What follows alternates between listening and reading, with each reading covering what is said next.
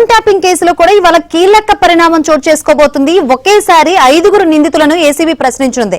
SIB మాజీ chief Prabhakar Rao, Praneeth రావు, రాధాకిషన్ రావు, తిరుపతన్న, భుజంగరావు ఇవాళ విచారణకు హాజరు కానున్నారు. ఫోరెన్సిక్ నివేదిక ఆధారంగా నిందితులను ఏసీబీ అధికారులు ప్రశ్నించనున్నారు. ఇప్పటి వరకు 400 మంది స్టేట్మెంట్స్ రికార్డ్ చేసిన అధికారులు ఇవాళ సాక్షిగా టీపీసీసీ చీఫ్ మహేష్ గౌడ్ వాంగ్మూలం తీసుకున్నారు.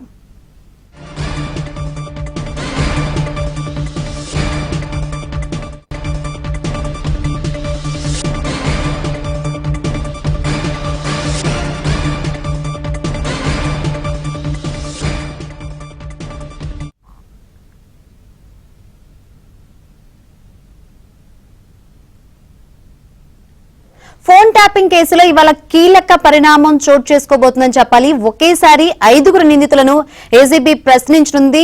మరోవైపు గతంలోనే మహేష్ కుమార్ గౌడ్ నా ఫోన్ కూడా ట్యాప్ చేశారని చెప్పారు. ఈ నేపథ్యంలో ఈ రోజు ఆయన్ని సాక్షిగా వాంగ్మూలం ఇవ్వనున్నారు మహేష్ కుమార్ గౌడ్. ఇక ఇదే అంశం సంబంధించి మరిన్ని వివరాలు అందించేందుకు మా ప్రతినిధి శశి సిద్ధంగా ఉన్నారు.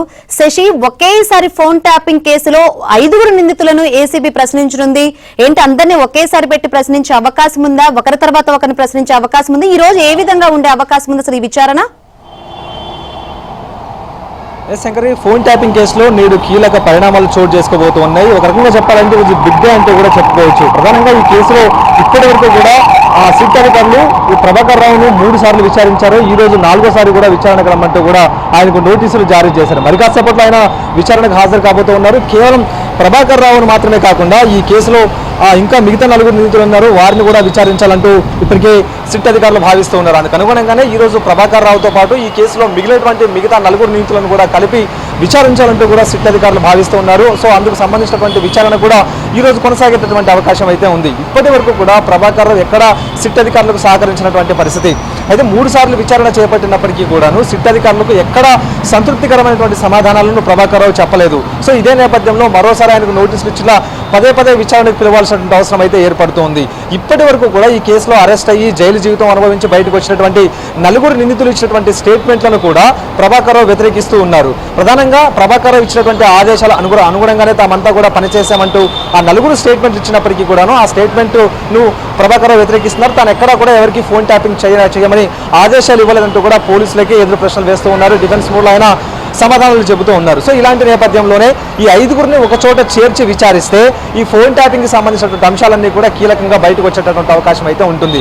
ప్రధానంగా ఇప్పటికే ప్రణీత్ రావు ఈ కేసులో చాలా కీలకంగా ఉన్నాడు కాబట్టి ప్రణీత్ రావుకు సంబంధించినటువంటి ఫోన్ను ఫోరెన్సిక్ డిపార్ట్మెంట్కి ఇచ్చినప్పుడు వారు విశ్లేషించి అందులో సుమారుగా 400 మందికి పైగా కాంటాక్ట్లను ఫోరెన్సిక్ డిపార్ట్మెంట్ గుర్తించి అందుకు సంబంధించినటువంటి నివేదికను సిట్కి అందజేసింది.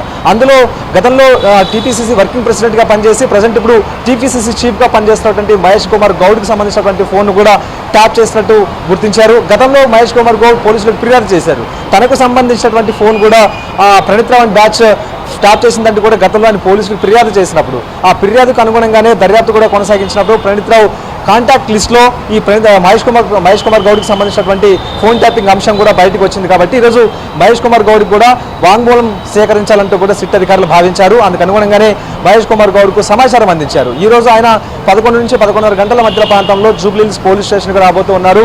ఫోన్ ట్యాపింగ్ అంశం వల్ల తాను ఎదుర్కొన్నటువంటి ఇబ్బందులను తర్వాత ఫోన్ ట్యాపింగ్ అంశం గురించి కూడా ఒక వాంగ్మూలం ఇచ్చేటటువంటి అవకాశం అయితే కనిపిస్తుంది. కేవలం మహేష్ కుమార్ గౌడ్ మాత్రమే కాదు, గద్వాల మాజీ జడ్పీ చైర్పర్సన్గా పనిచేసినటువంటి సరిత కూడాను ఈరోజు వాంగ్మూలం ఇవ్వడానికి జూబ్లీహిల్స్ పోలీస్ స్టేషన్కి వస్తూ ఉన్నారు. ఆమె కూడాను గద్వాల ఎన్నికల్లో ఆమె పోటీ చేశారు. సో ఆమెకు సంబంధించినటువంటి ఫోన్ కూడా ట్యాప్ చేసినట్టుగా గుర్తించారు. కాబట్టి ఆమె వాంగ్మూలాన్ని కూడా రికార్డ్ చేయాలంటూ కూడా సిట్ అధికారులు భావించి ఆమెను కూడా విచారణకు పిలుస్తూ ఉన్నారు. సో ఇలా బాధితులను ఒక్కొక్కరిగా పిలిచి వారికి సంబంధించినటువంటి వాంగ్మూలాలను సేకరించేటటువంటి ప్రక్రియ గత 2 రోజుల నుంచి కూడా కొనసాగుతుంది. అయితే ఈ రోజు బాధితులలో కొంతమందిని కలిపి ప్రభాకర్ రావుతో కలిపి విచారించేటటువంటి అవకాశం కూడా లేకపోలేదంటూ చెప్పుకోవచ్చు. కానీ ఇప్పటి వరకు కూడా జరిగినటువంటి పరిణామం ఈరోజు జరగబోతోంది. ప్రధానంగా ప్రభాకర్ రావుతో పాటు మిగతా 5 నిందితులను కూడా ముఖాముఖి కూర్చోబెట్టి విచారించేటటువంటి అవకాశం అయితే కనిపిస్తుంది. అయితే ఎప్పుడైతే ఫోన్ ట్యాపింగ్ ఎన్నికలకు సంబంధించినటువంటి ఫలితాలు వచ్చాయో ఆ ఫలితాలు వచ్చినటువంటి అదే రోజే హార్డ్ డిస్క్లు ధ్వంసమయ్యాయి. ఆ తర్వాత ఎస్ఐబి కార్యాలయంలో ఉండేటటువంటి ఆ కార్యాలయంలో హార్డ్ డిస్క్లను రీప్లేస్ చేశారు. ప్రధానంగా పాత హార్డ్ డిస్క్లను తీసేసుకుని వాటిని ధ్వంసం చేసి వాటి స్థానంలో ఏమీ ఎరగనట్టు కొత్త హార్డ్ డిస్క్లను వాటిలో రీప్లేస్ చేసినటువంటి సందర్భం ఉంది. ఆ తర్వాత ఈ విషయాన్ని ఎస్ఐపి అధికారులు గుర్తించిన తర్వాతే ఫిర్యాదు చేశారు. సో ఇక హార్డ్ డిస్క్లకు సంబంధించినటువంటి సమాచారం, ఆ తర్వాత జాతీయ భద్రతకు సంబంధించినటువంటి సమాచారం కూడా దుర్వినియోగం అయింది. కాబట్టి ఈ విషయాలన్నింటి మీద సిట్ అధికారులు దర్యాప్తు చేయబోతున్నారు. ఈ రోజు మహేష్ కుమార్ గౌడ్కి సంబంధించినటువంటి స్టేట్మెంట్తో పాటు ఆ తర్వాత సరితకు సంబంధించినటువంటి స్టేట్మెంట్ కూడా రికార్డ్ చేయబోతున్నారు. Right, thank you Shashi.